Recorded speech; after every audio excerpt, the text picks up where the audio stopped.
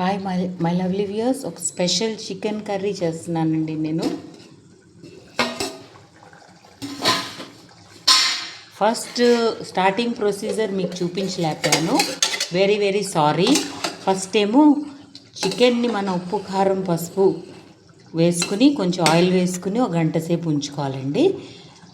ఒక 4-5 spoons groundnut oil వేసుకున్నాను.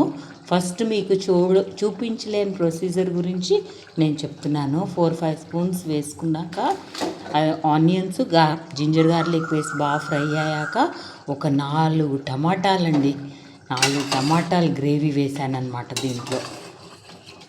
So ఇప్పుడు బాగా ఉడికిపోయిందండి, 90% కుక్ అయిపోయింది. ఇప్పుడు ఒక స్పెషల్ మసాలా తయారు చేశాను అనమాట. దీన్ని మనం ఒక స్పూన్ వేసుకుందామండి, చిన్న spoon. Next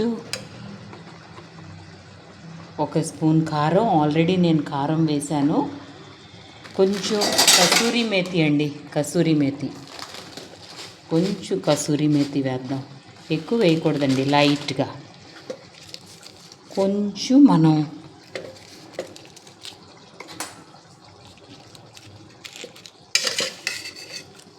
butter for taste అండి, కొంచెం బటరు, మంచి పచ్చిమిరపకాయలు వేసుకున్నాం, కొంచెం కర్రీ లీవ్స్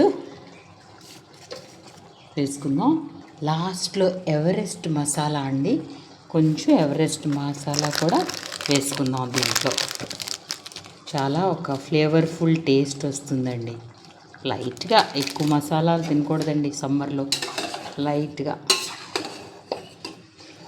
గ్రేవీ చూసారా ఎంత బాగుందో.